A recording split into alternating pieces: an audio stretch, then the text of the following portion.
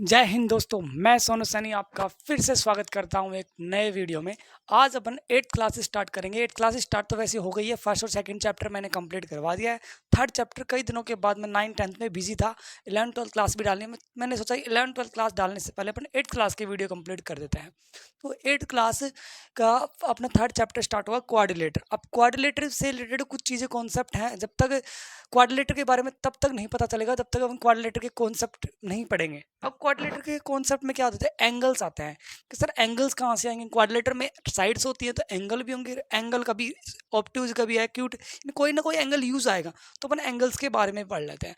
Angles के अलावा अपन किसके बारे में पढ़ेंगे, कर्व के बारे में। यानी इस वीडियो में एंगल्स एंड कर्व के बारे में पढ़ेंगे और फिर 3 पॉइंट इसका, फिर पॉलीगन के बारे में पढ़ेंगे, फिर polygon regular irregular concave convex polygon के बारे में पढ़ेंगे अपन। ठीक है, तो आज अपन स्टार्ट करते हैं एंगल्स। देखो एंगल समझ लीजिए। अब एंगल्स के टाइप्स क्या होते हैं, अब आपको एंगल्स के टाइप पता होने चाहिए। एंगल्स के 7 टाइप होते हैं, zero, acute, right, straight, obtuse, reflex, complete. ये सारी एंगल हैं, इनका पता होना चाहिए। मेजरमेंट भी पता होनी चाहिए और इनका डायग्राम भी पता होना चाहिए। इनके डायग्राम बनते कैसे हैं, सबसे इंपॉर्टेंट इनका डायग्राम है। मैं आपको डायग्राम बना के दिखाऊंगा। तो सबसे पहले है आपका 0 डिग्री का एंगल, जीरो एंगल। ठीक है, फिर उसके बाद आपका आता है right, right acute angle, sorry acute angle, acute angle.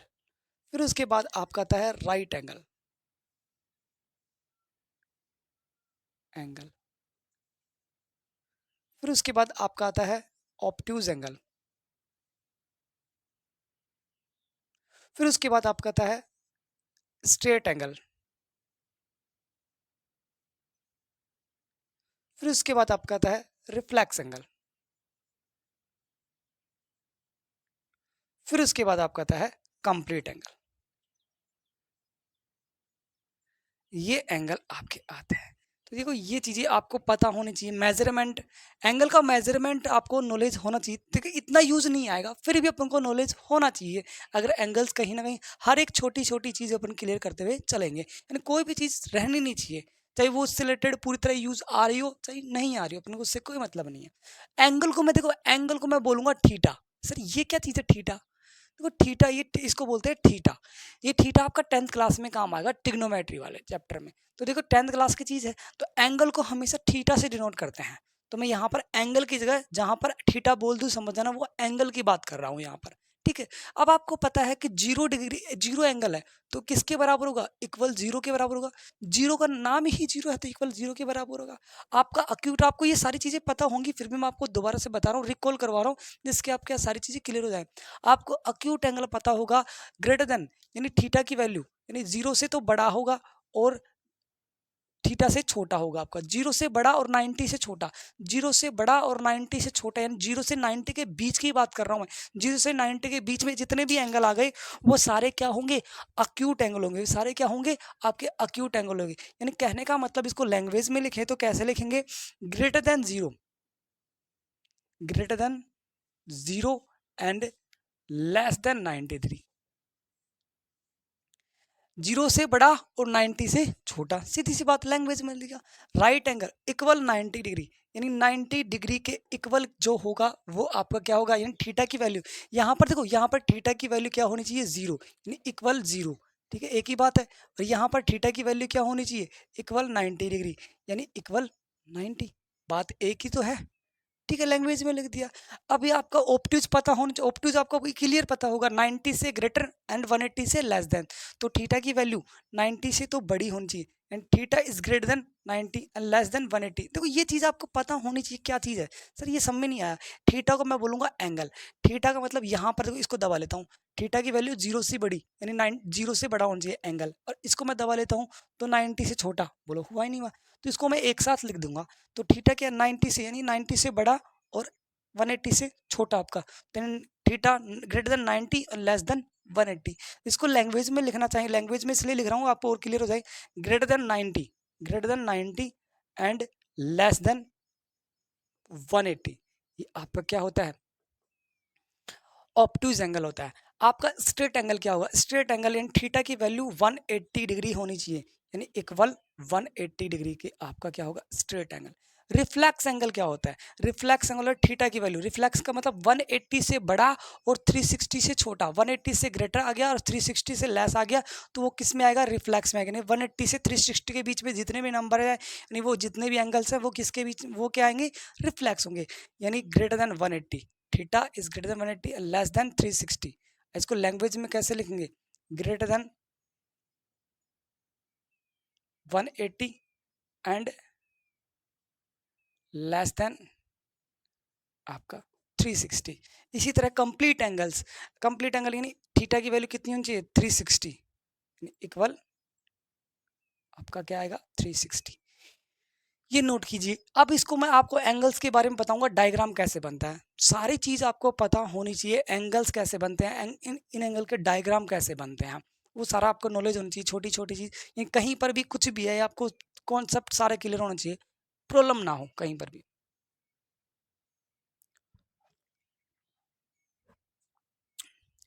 हो गया होगा, आपने स्क्रीनशॉट ले लिया होगा। अब देखिए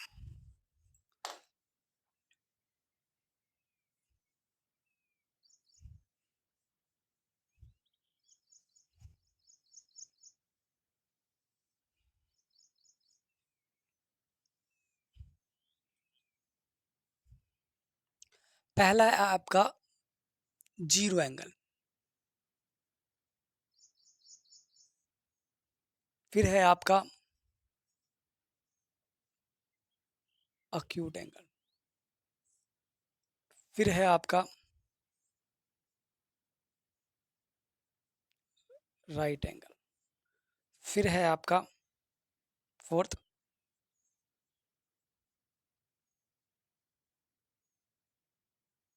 ऑब्ट्यूज एंगल। ये चार एंगल हैं। फिर उसके बाद आपका यहाँ पर आएगा, मैं आपको सारे मेजरमेंट निकल के बताऊंगा। फिर आपका आएगा स्ट्रेट एंगल, फिर है आपका यहाँ पर रिफ्लेक्स एंगल, फिर आपका आएगा कंप्लीट एंगल। ये सारे आपको पता होने चाहिए। तो जीरो एंगल क्या होता है? जीरो एंगल करने से पहले अपन अक्यूट एंगल समझेंगे, ठीक है? अक्यूट एंगल से जीरो एंगल भी आपका क्लियर हो जाएगा।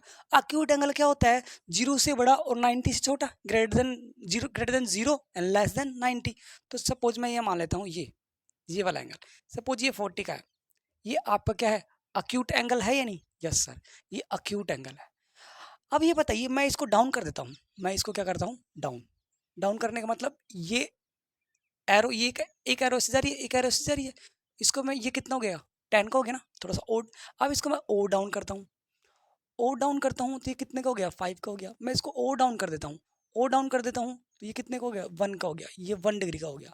जैसे ही मैं इसको ओ डाउन करने के चक्कर में, ये तो एरो थी, दूसरी एरो ऊपर जाने के बजाय इसी के पास आ गई, इसी के ऊपर चला दी मैंने। पहली एरो तो जा रही है, जा रही है, दूसरी एरो भी जा रही है, यानी ये क्या हो गया? आपका 0 डिग्री का एंगल हो गया, ये वाला पोर्शन 0 डिग्री का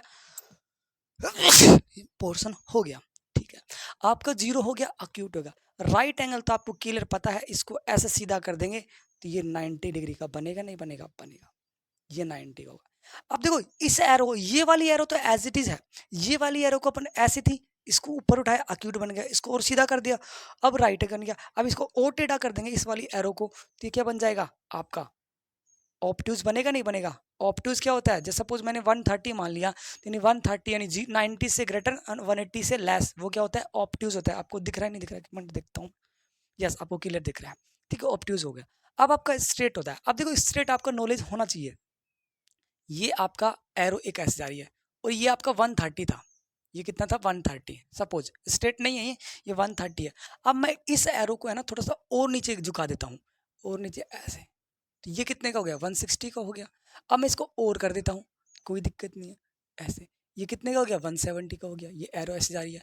अगर मैं इस एरो को बिल्कुल सीधा कर देता हूँ ऐसे, तो देखो ये वाला पॉइंट तो आपका ये है मिड पॉइंट, और ये 180 का, वन ही हुआ स्ट्रेट। यानी आपका जीरो और स्ट्रेट सेम है दिखने में, लेकिन एक चीज थोड़ी सी अलग है। 0 डिग्री के एंगल में एरो दोनों एक तरफ जा रही हैं, और स्ट्रेट में एरो अपोजिट जा रही हैं, ये चीज ध्यान रखना। और ये वाला आपका पॉइंट मिड, ये वाला पॉइंट, ये वाला पॉइंट, ये वाला पॉइंट, ये वाला पॉइंट, ये है। तो यहाँ पर कौन सा है? यहाँ पर ये है, ये पॉइंट यहाँ पर ये वाला है, समझ गए? ओरिजिन पॉइंट स्टार्टिंग जहाँ से एरो निकल रही है। अब आपका स्ट्रेट आ गया। अब आपका रिफ्लेक्स निकालते हैं। रिफ्लेक्स कितना 180 से ग्रेटर और 360 से लेस। तो देखो ये वाली एरो तो इधर जा रही है, इसको मैं अगर थोड़ा सा और नीचे झुका दूं तो ये आएगा नहीं आएगा? ऐसे बोलो। ये आपका सपोज मैंने मान लिया 230 मान लिया, तो ये रिफ्लेक्स हुआ नहीं हुआ? हो गया। अगर आप सपोज मेरे को कंप्लीट बनाना है, कंप्लीट का मतलब एक पूरा सर्कल बन जाए। अब पूरा सर्कल कैसे बनता है तो पहले इसको समझिए। ये वाली एरो तो अपन को छेड़ ही नहीं रहा, इस वाली एरो को चेंज कर रहे हैं। इस वाली एरो को उठाया, ये आ गया, फिर इसको सीधा किया, ये आ गया, फिर इसको टेढ़ा किया, ये आ गया, फिर इसको बिल्कुल सीधा कर दिया, ये आ गया। अब इसको थोड़ा सा इसको घुमा दिया, फिर ये आ गया। अब इसको और घुमाएंगे तो जैसे सपोज इसको मैं यहाँ पर ऐसे कर देता हूँ तो ये 270 होगा। ये पूरा क्या होगा? 270 होगा। तो ये 270 अभी तो कम है, कंप्लीट नहीं बना। कंप्लीट कितना होता है? 360 होता है। इसको मैंने और घुमा दिया, ये पूरा कितना हो गया? सपोज 300 हो गया, अभी भी कम है। सपोज मैं इसको और घुमा देता हूँ ऐसे, तो ये 330 हो गया, अभी भी कम है। अब मैं क्या करता हूँ, इस वाली एरो को इसी के ऊपर लेके चला जाता हूँ। लेकिन एक चीज का ध्यान रखना, मैं यहाँ से घूम के और फिर आया हूँ यहाँ पर, यहाँ से घूम के यहाँ पर आया हूँ, ये हो गया आपका 360। अब आप एक चीज देखो, ये आपका 360 है, ये आपका 0, दोनों सेम है दिखने में, एक ही तरफ जा रहे हैं, एक ही डायरेक्शन में। 180 का आपका क्लियर हो गया कि अपोजिट डायरेक्शन में है, लेकिन 0 और 360 का एक ही डायरेक्शन में जा रहा है। तो सर दोनों सेम हो गए? नहीं, दोनों सेम नहीं है। ये अगर ऐसा लगा हो तो ये 0 डिग्री का हो, और पूरा सर्किल घूम जाए, पूरा सर्किल अगर घूम जाए तो कितने का होगा? 360 का होगा। नोट कीजिए इसको, इसके यानी आपको डायग्राम भी समझा दिया। वैसे इतने काम आएंगे नहीं, फिर भी मेरा काम था बताना, मैंने बता दिया आपको, जिसका आपको ये ना लगे कि एक भी कॉन्सेप्ट छूटा हो। यहाँ काम नहीं आएंगे तो बाद में काम आएंगे, 9th में काम आएंगे, 10th में, 8th में भी काम आएंगे कहीं ना कहीं तो। अब आते हैं अपन कर्व की बात करते हैं।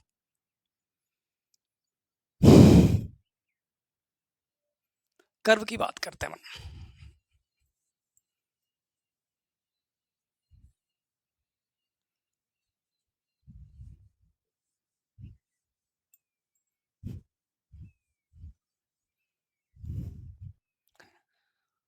ये सारी चीजें काम आएंगी यहाँ पर आपके क्वेश्चन में जब आप एक्सरसाइज करोगे। कर्व, अब कर्व भी 3 टाइप के होते हैं। पहला कर्व क्या होता है? पहला आपका ओपन कर्व होता है, फिर क्लोज कर्व, फिर सिंपल क्लोज कर्व। 3 टाइप के होते हैं। तो पहला है आपका ओपन कर्व, ओपन कर्व ले लेते हैं। अब ओपन कर्व क्या है? सीधी सी बात है, नाम ही ओपन है तो कर्व ओपन होगा। तो यानी क्या क्या लिखेंगे? बिगिन एंड पॉइंट, एंड यानी लास्ट वाला point, do not join together. यानी क्या कह रहा है कि स्टार्टिंग वाला पॉइंट और एंड वाला पॉइंट ज्वाइन ना हो तो वो क्या होता है? ओपन कर्व होता है। जैसे मैं बुक का एग्जांपल लेता हूँ, ये वाला पोर्शन, यहां से स्टार्ट किया ये कर्व और यहां पर आया, स्टार्टिंग पॉइंट ये है, एंड पॉइंट ये, ज्वाइन हुआ? नहीं हुआ। जैसे मैं ओ लेता हूँ, स्टार्टिंग वाला पॉइंट ये है, बोलो, ये स्टार्टिंग है, ये एंड पॉइंट है, ज्वाइन हुआ? नहीं हुआ। ओपन का मतलब ओपन है ना, घुस सकते हैं ना इसके अंदर प्रॉपर, इसके अंदर ये भी ओपन है। जैसे सपोज और ले लेते हैं, आपकी बुक के एग्जांपल ले रहा हूं मैं आपके, जैसे ये वाला पोर्शन ऐसे, बोलो हुआ नहीं हुआ? ये स्टार्टिंग पॉइंट ये रहा, एंड पॉइंट ये रहा, ज्वाइन है? नहीं है ना। ये क्या है? ओपन कर्व है।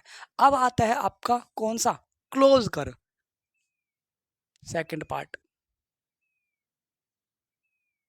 ये चीज आपको आनी चाहिए, पता नहीं कहाँ जरूरत पड़ जाए। और 3.1 का फर्स्ट क्वेश्चन कर्व पे है, इसलिए मैं करवा रहा हूँ, यानी आएगा एग्जाम में, आने लायक है। क्लोज कर्व, क्लोज कर्व क्या होता है? यानी begin point, begin end point at the same point, यानी कहां पर हो? सेम पॉइंट पर हो, यानी जहां से स्टार्ट किया वहीं पर आकर अपन स्टार्ट रुक जाए, वो क्या होता है? आपका बिगेन पॉइंट होता है। सॉरी, कौन सा कर्व होता है आपका? Close curve. अब मैं एग्जांपल ले लेता हूँ बुक के, देखो ये एग्जांपल, ये वाला,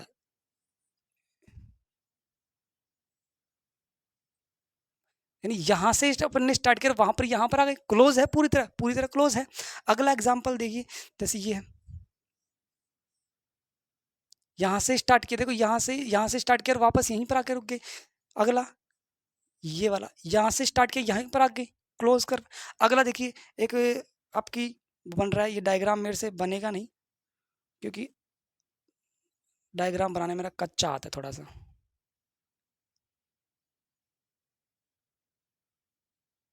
ऐसे कुछ है, तो यहाँ से आए यहीं पर, यानी पॉइंट जुड़ गया ना, एंड पॉइंट और स्टार्टिंग पॉइंट आपका, स्टार्टिंग पॉइंट और एंड पॉइंट आपका जुड़ गया, यानी क्लोज कर्व, ये बिल्कुल क्लोज है, देखो क्लोज है, ये ओपन है, ओपन कर्व आ गया। ये दोनों चीज तो आपको वैसे डेफिनेशन से पता चल रही है, फिर भी मेरा काम समझाने का था, मैंने आपको समझा दिया। अब आपका आता है सिंपल क्लोज कर्व, इसको नोट कीजिए पहले तो, सिंपल क्लोज कर्व।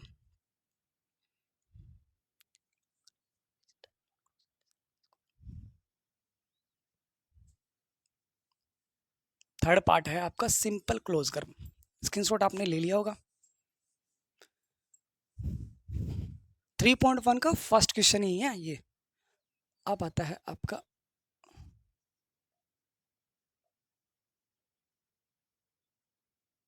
अब एक चीज आपने नोटिस की होगी, क्लोज तो है, क्लोज तो है, लेकिन सिंपल कैसे है सर? सिंपल का मतलब क्या समझा?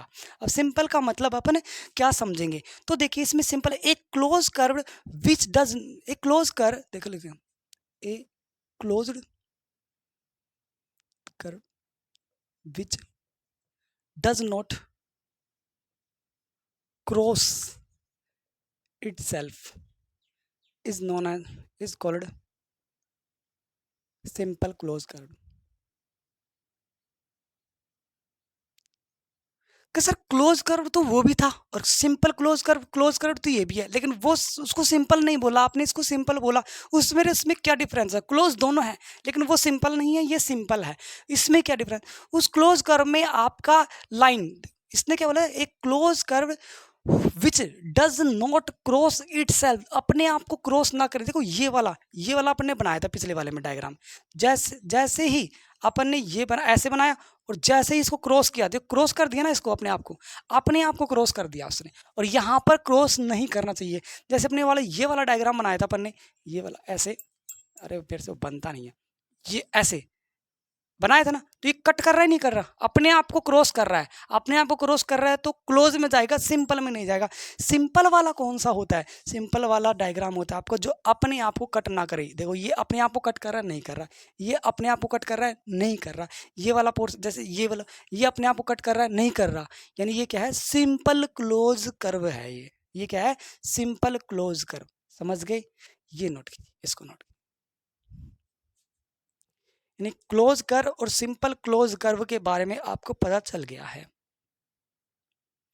अब अपन पढ़ेंगे types of polygon. Types of polygon. अब पॉलीगन क्या चीज है, नोट कर लिया आपने?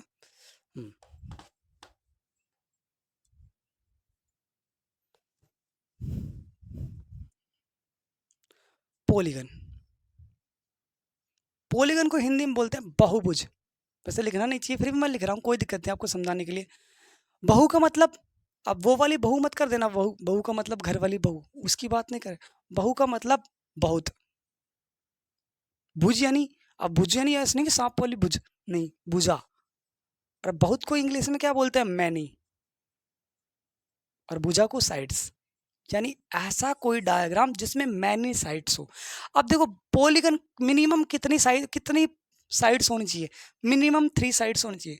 3 साइड्स के बिना पॉलीगन बनेगा ही नहीं, बनेगा नहीं बनेगा सर। 3 साइड्स तो से तो ट्राइंगल बनता है, तो ट्राइंगल एक क्लोज फिगर होता नहीं होता, तो उसे बोलेंगे हम पॉलीगन बोलेंगे उसे। अब देखो पॉलीगन के types concave, convex, regular, irregular अभी बताएंगे, लेकिन इससे पहले ये समझो कि पॉलीगन क्या चीज़ है। पॉलीगन में आपकी मिनिमम से मिनिमम 3 साइड्स होनी चाहिए, अदरवाइज 3 साइड नहीं होगी तो पॉलीगन नहीं बनेगा। तो कोई सर हम कैसे मान लें? जैसे एक साइड ये ले लिया, एक साइड ये ले लिया, अब ये आपकी 2 साइड है, अब ये क्लोज फिगर बन रही है, क्लोज फिगर बनी नहीं। अब बनी नहीं तो पॉलीगन कैसे बोल देंगे? नहीं बोलेंगे। यानी मिनिमम कितनी साइड्स होनी चाहिए? मिनिमम 3 साइड्स होनी चाहिए पॉलीगन के लिए। अब 3 साइड्स भी हो सकती है 4 साइड्स के लिए। अब 4 साइड्स, सारा खेल 4 साइड्स के क्वाड्रिलेटर का, लेकिन एक्चुअल क्वाड्रिलेटर आपकी स्टार्ट होगी 3.3 में। 3.3 से तो आपको पहले छोटी-छोटी चीज़ें करनी है, तो 3.1, 3.2 भी इम्पोर्टेंट है, लेकिन एक्चुअल क्वाड्रिलेटर चैप्टर तो 3.3 से स्टार्ट होगा आपका, एक्चुअल क्वाड्रिलेटर चैप्टर तो असली, ठीक है। अभी तो आपको छोटे-छोटे कॉन्सेप्ट चल रहे हैं, तो ये समझना ज़रूरी है। जब तक ये 3.1, 3.2 सब में नहीं आएगा, आपको 3.3 सब में नहीं आएगा, समझ गए? तो मिनिमम कितनी साइड्स होनी चाहिए? 3 साइड्स। सर 3 साइड्स के लिए ट्रायंगल होता है, 4 साइड्स जैसे होते हैं क्वाड्रिलेटर। अब क्वाड्रिलेटर के भी टाइप आपको पता होगा, पढ़े होगा आपने। रेक्टेंगल, इसमें 4 साइड्स होती नहीं होती रेक्टेंगल में, ठीक है। स्क्वायर आपने पढ़ा ही नहीं पढ़ा। अब ये चीज़ तो आपने बहुत अच्छे तरीके से थर्ड फोर्थ से पढ़ते हुए आ रहे हो। रेक्टेंगल में 4 साइड, स्क्वायर में 4 साइड। रेक्टेंगल में ये होता है फ्रंट साइड इक्वल होती है, और रेक्टेंगल में फ्रंट साइड इक्वल होती हैं, और स्क्वायर में ऑल साइड इक्वल होती हैं। लेकिन इसके अलावा आप पैरेललोग्राम भी पढ़ोगे, इसके अलावा आप रोम्बस भी पढ़ोगे, इसके अलावा आप क्या पढ़ोगे? काइट की भी आप स्टडी करोगे। देखो काइट और रोम्बस में डिफरेंस है। आपने काइट पतंग तो उड़ाई हुई है ना अच्छी तरह, तो आप काइट देखना और रोम्बस देखना, अलग अलग चीज मिलेंगी। Parallelogram, rhombus. आप ट्रेपेजियम भी पढ़ोगे कि सर ये क्या चीज़ है, हम पहली बार नाम सुन रहे हैं। तो कोई दिक्कत, अगर 7th क्लास में पढ़ाया तो अच्छी बात है, नहीं पढ़ा तो दिल छोटा करने की जरूरत नहीं है, मैं पढ़ाऊंगा आपको हर एक चीज़ कॉन्सेप्ट क्लियर करते हुए। तो ये क्वाड्रिलेटर के टाइप है, ये भी क्वाड्रिलेटर है, ये भी क्वाड्रिलेटर है, ये भी क्वाड्रिलेटर है, ये भी क्वाड्रिलेटर है। आपका ट्रेपेजियम था, ट्रेपेजियम भी आपका क्या है? क्वाड्रिलेटर। आपका ट्रेपेजियम भी क्या है? क्वाड्रिलेटर। अब क्वाड्रिलेटर का मतलब होता है जिसमें 4 साइड है। देखो ये सारी में 4 साइड है क्या? इसमें 4 साइड है, इसमें 4 साइड है, इसमें 1 2 3 4, इसमें 1 2 3 4, इसमें 1 2 3 4, इसमें 1 2 3 4। सर सभी में 4 साइड तो है, तो ये सारे क्या है? क्वाड्रिलेटर के टाइप है। और ये किस में आएंगे? 3.3 एक्सरसाइज में से पहले इंट्रोडक्शन, जब इंट्रोडक्शन ऑफ 3.3 चलेगा ना, तब मैं आपको ये सारी चीजें करवाऊंगा। अभी के लिए सिर्फ ये समझ लो क्वाड्रिलेटर है। यानी क्वाड्रिलेटर 5 साइड हो जाएंगे, सपोज 5 साइड है, यानी 4 साइड हो गए तो क्वाड्रिलेटर, 3 साइड हो गए तो ट्राइंगल। अगर 5 साइड हो जाएगा तो क्या होगा? उसको बोलते हैं 5 साइड। जैसे ये 5 साइड हो गई, देखना, देखो 1 2 3 4 5 हुई नहीं, 1 2 3 4 5, 5 साइड है। अब 5 साइड है तो यानी पेंटागन, 5 साइड को पेंटागन बोलते हैं, 6 साइड को हेक्सागन, 7 साइड हो तो कोई भी वो शेप में तो सेप्टागन, 8 साइड हो तो ऑक्टागन, 9 साइड हो तो नैनागन, और 10 साइड हो तो डेकागन। ये सारी चीजें। अब ये देखो, triangle, quadrilateral, pentagon, hexagon, octagon, septagon, nonagon, decagon, ये क्या है? ये पॉलीगन है। ये सारे के सारे क्या है? पॉलीगन है, जिसमें 3 साइड हो, 4 साइड हो, 5 साइड हो, 6 साइड हो, 7 साइड हो, 8 साइड हो, 9 साइड हो, 10 साइड हो। आपके मोस्टली कहाँ तक आएंगे? यहाँ तक, 1 2 3 5 साइड तक मैक्सिमम। 5 भी कभी कभी यूज आएगा, नहीं 3 और 4 साइड ही यूज आएंगे मोस्ट। और चैप्टर का नाम क्या है? क्वाड्रिलेटर। और क्वाड्रिलेटर कौन सा है? 4 साइड की बात करें, सारा खेल 4 साइड पे होगा। 5th साइड तो कोई एक आध क्वेश्चन आ जाए तो आ जाए, कोई दिक्कत नहीं है आपको। अब आपको पता चल गया पॉलीगन क्या होता है, जिसमें मैनी साइड, यानी 3 साइड भी हो सकती है, 4 साइड भी हो सकते हैं, 5 साइड भी हो सकते हैं, 6 साइड भी हो सकती है। और आपको ये भी क्लियर हो गया कि 3 साइड को ट्रायंगल बोलते हैं, आपको क्लियर पता है। और ट्रायंगल के टाइप्स अलग अलग होते हैं, वो अपन अभी नहीं पढ़ेंगे, अब अपना काम का ही नहीं है अभी फिलहाल, ठीक है। 4 साइड में क्वाड्रिलेटर के कई टाइप्स है, ये मैं आपको पढ़ाऊंगा जब 3.3 करेंगे। अच्छा जी। 5th side pentagon, 6 side hexagon. अब देखो ये चीज भी पता होनी चाहिए, जितनी साइड होती हैं उतने ही एंगल होते हैं। साइड कितनी है? 4 है, तो 4 ही तो एंगल है। बोलो 1 2 3 4, 1 2 3 4, 1 2 3 4, 1 2 3 4, 1 2 3 4। जितनी साइड है उतनी एंगल है, तो पेंटागन में 5 साइड तो 5 ही एंगल होंगे। ये चीज भी आपको पता होनी चाहिए। 1 मिनट, चलो आज के लिए अपन इतना ही करते हैं। पॉलीगन वाला अपन कल स्टार्ट करेंगे। 3.3 को अपन कल फिनिश भी कर देंगे, पॉलीगन भी समझा दूंगा आपको, ठीक है। आज कोई अर्जेंट काम हो गया, तब तक के लिए जय हिंद।